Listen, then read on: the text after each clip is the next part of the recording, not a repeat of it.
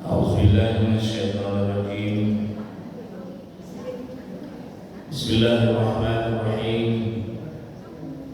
السلام عليكم ورحمة الله وبركاته.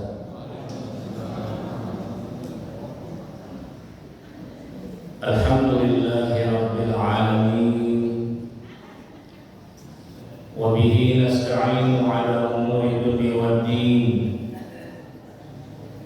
والصلاة والسلام على رسول الله سيدنا وحبيبنا ونبينا وشفيعنا ومولانا وقدوتنا وقرة أعيننا محمد وعلى آله وأصحابه ومن تبعهم بإحسان إلى يوم الدين. ربنا اشرح لنا صدورنا ويسر لنا أمورنا واحلل عقدة من ألسنتنا يفقهوا أقوالنا. ربنا زدنا علما وارزقنا فهما ورضينا بالله ربا وبالإسلام دينا وبسيدنا محمد صلى الله عليه وسلم نبيا ورسولا.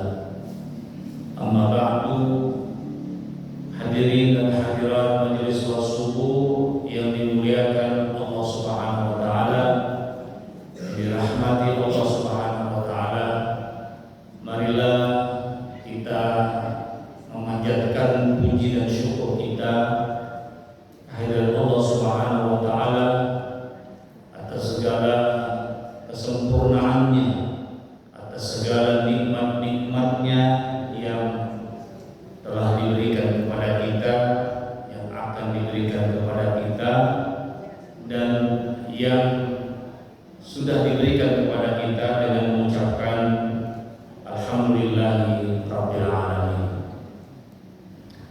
Salawat dan salam senantiasa pula kita persembahkan kehadirat Rasulullah sallallahu alaihi wasallam, Nabi dan Rasul yang diutus oleh Allah Subhanahu wa taala untuk menjadi contoh nyata bagaimana kita mengamalkan ajaran-ajaran Allah Subhanahu wa taala. Rasulullah adalah basyarun laisa kal basyar. Rasulullah itu adalah seorang manusia tapi tidak sama dengan manusia-manusia yang lain. Allah Subhanahu wa taala mengutus nabi dan rasul pertama semuanya laki-laki, tidak ada yang perempuan. Allah Subhanahu wa taala mengutus nabi dan rasul itu membawa risalah dari Allah Subhanahu wa taala. Allah Subhanahu wa taala mengutus nabi dan rasul itu dari manusia, bukan dari bangsa malaikat, bukan juga dari bangsa jin. Tentu ada hikmahnya kenapa Allah Subhanahu wa taala mengutus seorang nabi dan rasul itu dari bangsa manusia, supaya nanti di akhirat tidak ada lagi hujjah bagi manusia bahwa ajaran Allah itu sangat susah diamalkan, sangat susah diterapkan.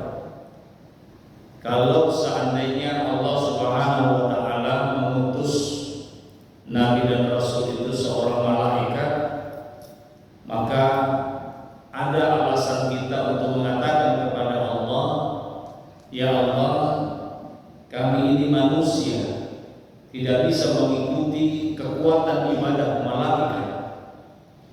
Demikian juga Allah Subhanahu wa taala mengutus nabi dan rasul dari manusia, bukan dari bangsa jin, karena supaya tidak ada alasan lagi di akhirat, ya Allah kami tidak bisa, tidak kuat melaksanakan ajaran-ajaran-Mu ya sebagaimana kuatnya bangsa jin. Maka diutuslah manusia dari bangsa manusia yang sejenis dengan kita, supaya tidak ada lagi alasan pada hari akhirat aku tidak bisa melaksanakan ajaran Islam. Maka Allah mengatakan, kenapa tidak bisa? Padahal aku mengutus kepadamu seorang manusia yang sama sepertimu,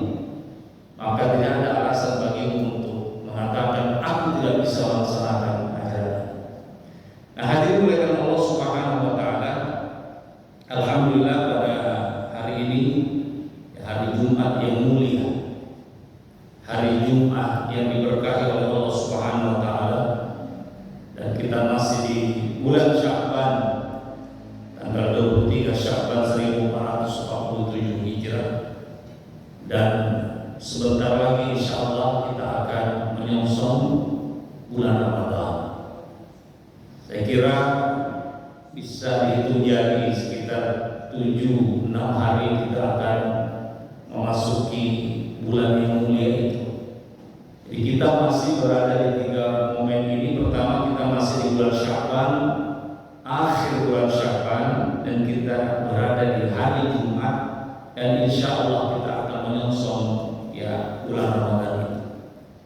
Hadirin majelis salat subuh yang dimuliakan Allah Subhanahu wa taala. Jadi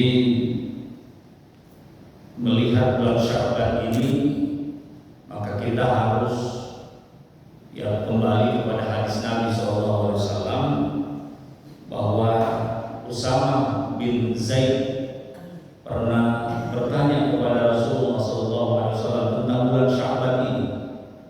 Beliau mengatakan, ya Rasulullah, lam araka tasumu syahran min asy-syuhuri ma tasumu min Sya'ban. Wahai Rasulullah, aku belum pernah melihat baginda melihat engkau berpuasa pada bulan-bulan yang lain sebagaimana engkau berpuasa di bulan Sya'ban. Belum pernah aku melihat engkau berpuasa banyak selain bulan Ramadan itu kecuali di bulan Sya'ban, kata Zaid. Maka apa kata Nabi SAW? Dzalika syahrun yakfurun nasu anhu baina Rajab wa Ramadhan. Bulan itu kata Nabi SAW adalah bulan di mana manusia lupa dengan kemuliaan Sya'ban, di mana manusia lupa dengan keistimewaan Sya'ban karena kesibukan dunianya, karena kesibukan profesinya, kesibukan mengurus harta bendanya, sehingga dia lupa bahwa bulan Sya'ban itu adalah bulan yang istimewa. Dan bulan Sya'ban itu adalah bulan yang berada di antara bulan Rajab dan bulan Ramadan. Maka Nabi mengatakan wa huwa syahrun turfa'u fihi al-a'mal ila rabbil alamin. Bulan Sya'ban itu adalah bulan di mana Allah, di mana para malaikat semuanya mengangkat, melaporkan semua amalan-amalan kita, mengangkat dan melaporkan semua ketaatan-ketaatan kita, kebaikan-kebaikan kita ke hadapan Rabbul Alamin, ke hadapan Allah Subhanahu wa ta'ala. Maka kata Nabi, fa uhibbu an yurfa 'amali wa ana shaim. Dan saya sangat suka ketika amalan-amalan itu selama 1 tahun itu dilaporkan kepada Allah Subhanahu wa taala, dan saya dalam keadaan berpuasa. Hadirin oleh Allah Subhanahu wa taala, coba kita perhatikan hadis ini ada 3 poin penting di dalam hadis ini yang perlu kita garis bawahi. Yang pertama, Sya'ban. Sya'ban ini adalah bulan yang banyak dilupakan oleh orang. Kenapa banyak dilupakan oleh orang? Karena kesibukan itu tadi, karena urusan dunia. Oleh karena itu akan melihat Allah Subhanahu wa taala, jangan sampai bulan Sya'ban ini terlewatkan begitu saja tanpa ada maknanya. Kita masih berada beberapa hari lagi, maka gunakan bulan Sya'ban ini untuk betul-betul memenuhinya dengan ketaatan kepada Allah Subhanahu wa taala. Itu poin yang pertama. Poin yang kedua dengan bulan Sya'ban ini adalah bulan Sya'ban ini amal-amal kita itu diangkat oleh Allah Subhanahu wa taala melalui para malaikat. Jadi bayangkan laporan tahunan kita itu diserahkan kepada Allah Subhanahu wa taala pada Sya'ban ini. Makanya Rasulullah SAW ingin laporannya itu sangat bagus dengan berpuasa. Kemudian yang ketiga, yang kita bisa pahami dari hadis Nabi itu adalah bahwa Rasulullah SAW memberikan contoh nyata di mana beliau memuliakan bulan Sya'ban ini dengan memperbanyak puasa. Hadirin muliakan Allah Subhanahu wa taala, jadi Syekh Mutawalli Sya'rawi mengatakan, seorang ulama besar Mesir, beliau mengatakan bahwa bulan Sya'ban ini adalah seperti ruang tunggu bandara menuju Ramadan. Dia seperti ruang tunggu sebuah bandara untuk menuju Ramadan. Tentu orang yang cerdas, kata beliau, itu tidak akan tidur-tiduran di ruang tunggu. Tidak akan tidur-tiduran, apalagi ngorok di ruang tunggu itu. Tetapi orang yang cerdas itu kalau dia berada di ruang tunggu bandara, maka dia akan mempersiapkan segala sesuatunya supaya dia bisa sampai ke tempat tujuannya. Nah, demikian juga dilakukan Allah Subhanahu wa taala. Jadi ketika kita berada di bandara, maka kita harus mengecek tiket kita di ruang tunggu itu. Kita cek baik-baik, di gate berapa, jam berapa, pesawat apa, gitu. Kemudian kita akan merapikan bagasi kita, memastikan bahwa tidak ada yang tertinggal ketika kita akan berangkat. Nah, demikian pula kata beliau, kata Syekh Sya'rawi, demikian pula seorang mukmin yang cerdas. Seorang mukmin yang cerdas itu tentu dia akan menjadikan bulan Sya'ban ini sebagai masa persiapan yang intensif. Dia persiapkan dirinya untuk menuju Ramadan, bukan kita penuhi dengan kelalaian, bukan kita penuhi dengan kecerobohan, bukan kita penuhi dengan malas-malasan di bulan Sya'ban ini. Nah, hadirin Allah Subhanahu wa taala, pertanyaannya adalah, sudah sejauh mana persiapan kita menghadapi menyongsong bulan Ramadan itu? Apakah kita termasuk orang-orang yang menyadari kemuliaan bulan Sya'ban ini, ataukah kita tidak termasuk orang-orang yang menyadari yang namanya bulan Sya'ban? Hadirin majelis Rasul dimuliakan Allah Subhanahu wa taala. Kemudian yang kedua, tentang Jumat. Jadi hari ini hari Jumat. Di hari Jumat ini adalah hari yang diistimewakan oleh Allah Subhanahu wa taala. Allah Subhanahu wa taala berfirman, "Ya ayyuhalladzina amanu idza nudiya lis-salati min yaumil jumu'ati fas'au ila dzikrillahi wa dzarul bai'a. Dzalika khairul lakum in kuntum ta'lamun." Jadi, ya ayyuhalladzina amanu, wahai orang-orang yang beriman, idza nudiya lis-salati min yaumil jumu'ati, kalau kalian dipanggil, diseru, diajak kepada sholat pada hari Jumat, fas'au, maka bersegera, tinggalkan seluruh urusan jual beli, wa dzarul bai', dan perdagangan.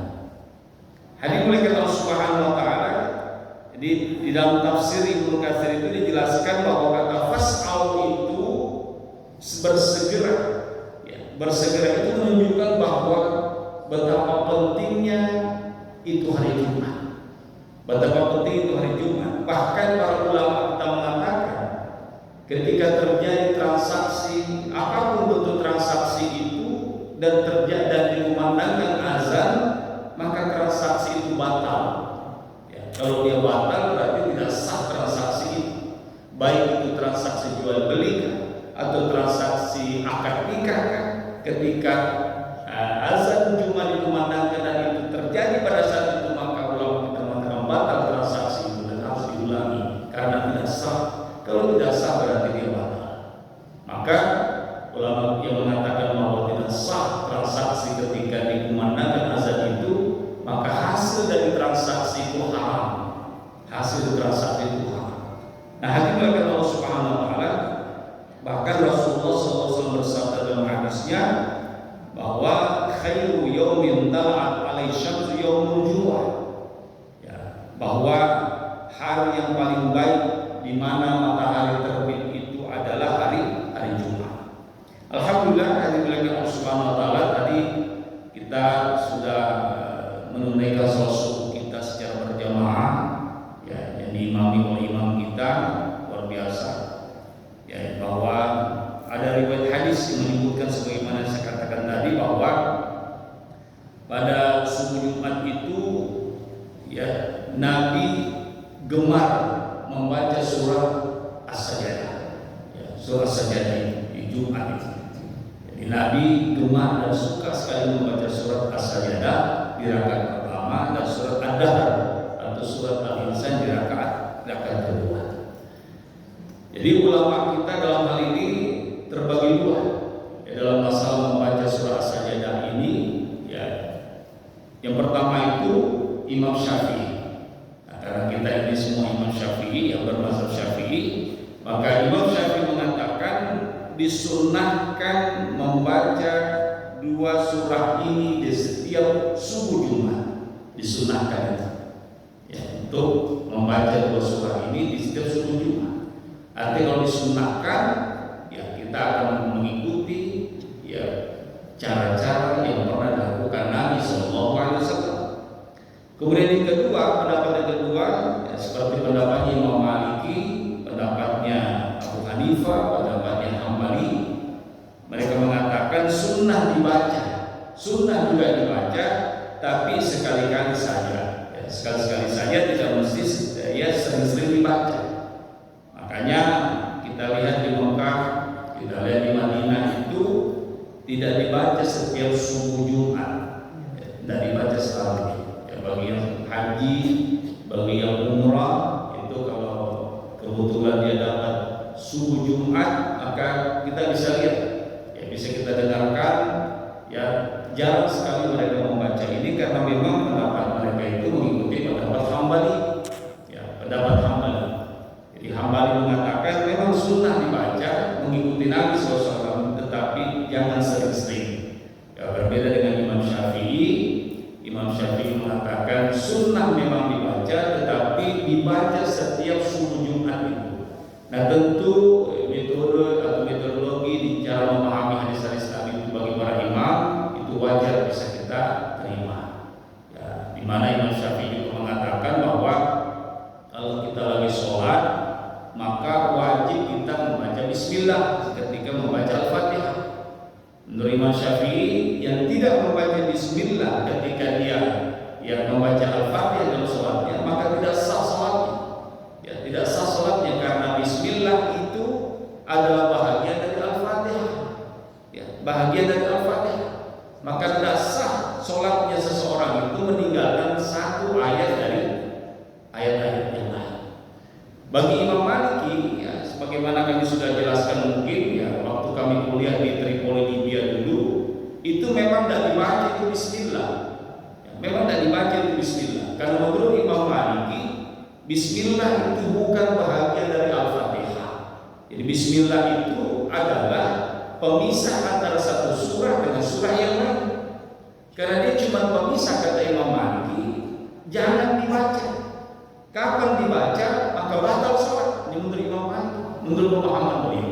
Ya. Kapan dibaca maka batal sholat karena dia bukan bagian dari Al-Fatihah. Ya. Jadi membaca sesuatu yang bukan dari Al-Fatihah itu akan membatalkan sholat menurut Imam Maliki. Tentu Imam Maliki ketika beliau memutuskan untuk mengatakan berfatwa seperti itu berdasarkan juga hadis-hadis yang beliau dapatkan, berdasarkan hadis-hadis yang beliau dapatkan. Nah, berbeda dengan Hambali dan Hanafi dan Hambali. Jadi mereka mengatakan dibaca itu Bismillah, tetapi jangan dibaca keras. Ya, dibaca lirih itu. Ya, Bismillahirrahmanirrahim. Alhamdulillahirabbil alamin, arrahmanir rahim. Ya, dibaca lirih itu menurut Hambali dan Hanafi. Makanya kalau kita berada di Arab Saudi dan sekitarnya itu tidak dibaca keras-keras Bismillah, tapi dibaca sirri. Demikian juga kalau kita berada di Pakistan, di Afghanistan, di negara-negara Asia Selatan, Uzbekistan, ya, Tajikistan dan seterusnya, karena mereka bermazhab Hanafi, itu tidak dibaca keras Bismillah, dibaca lirih. Bismillahirrahmanirrahim. Alhamdulillahirabbil alamin.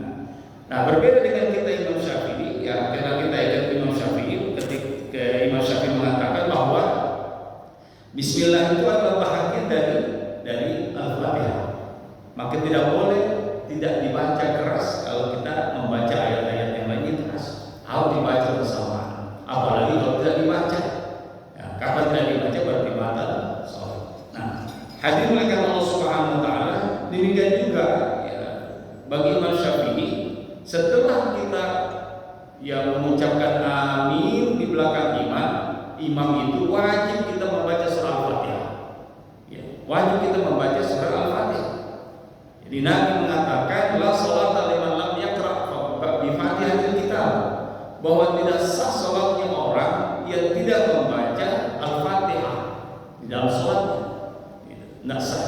Maka Imam Syafi'i mengatakan, ya, atau mazhab Syafi'i mengatakan, ketika imam mengatakan amin, maka kita di belakang itu wajib tidak boleh tidak membaca Al-Fatihah di dalam hati kita atau dengan diri kita. Bismillahirrahmanirrahim sampai selesai. Ya.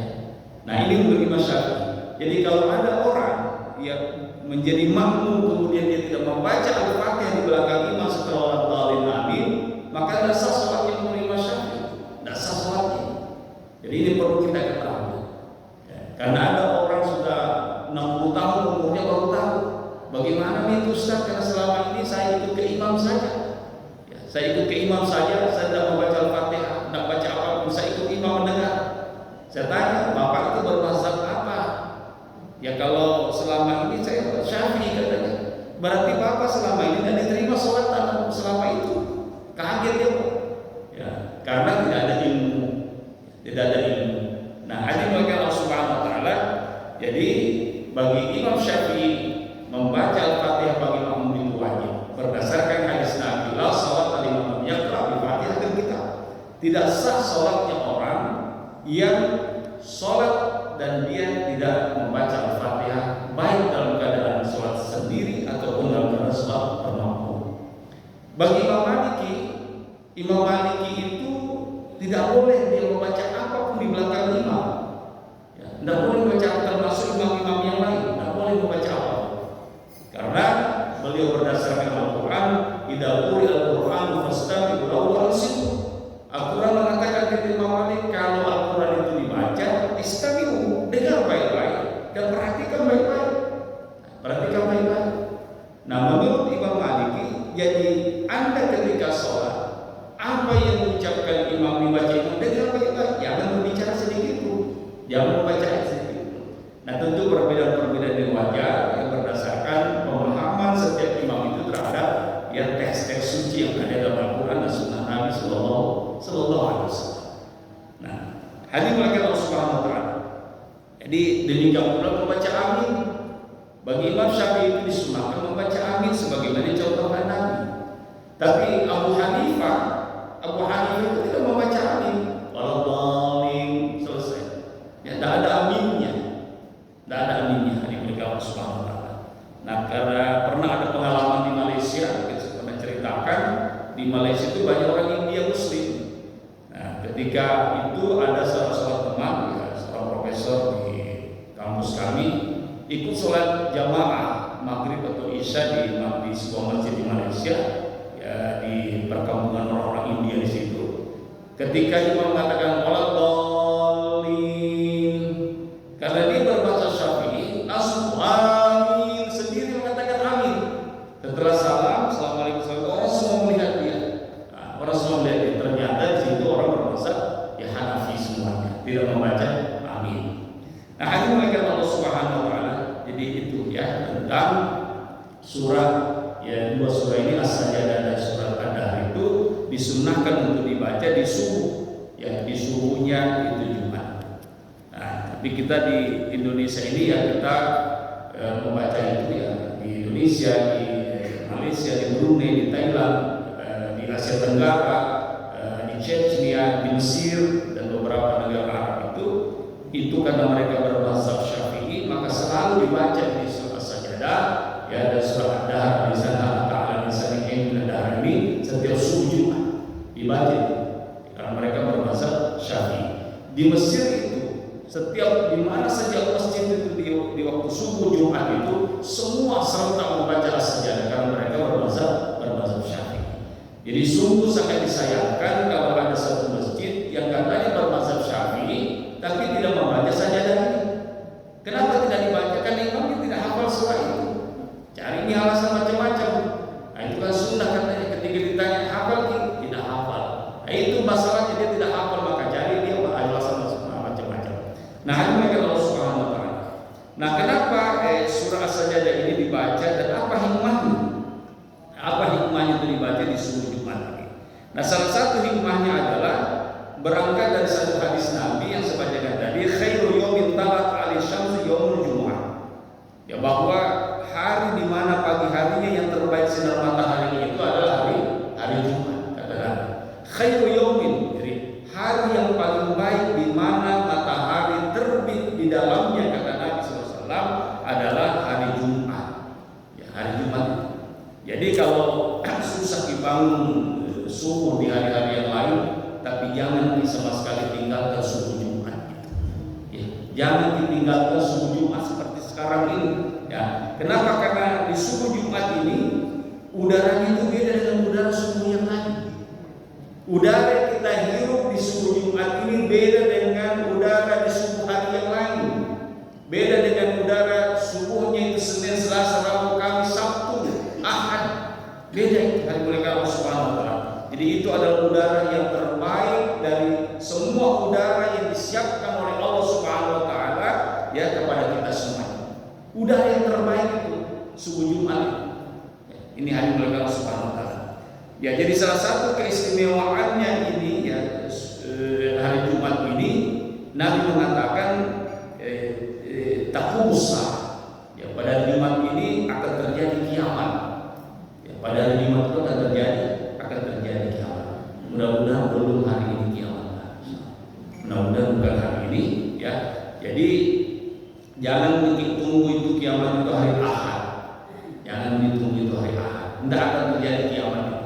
Kita ya berpegang kepada sabda Nabi. Ya, karena kita yakin bahwa Nabi itu adalah utusan Allah Subhanahu wa Ta'ala, maka apa yang diucapkan, apa yang dilakukan wajib kita imani, wajib kita percaya. Jadi Nabi mengatakan bahwa hari Jumat itu terjadi pada hari kiamat itu terjadi pada hari Jumat. Jadi tidak usah ditunggu itu hari kiamat pada hari Ahad. Ya, tidak usah ditunggu.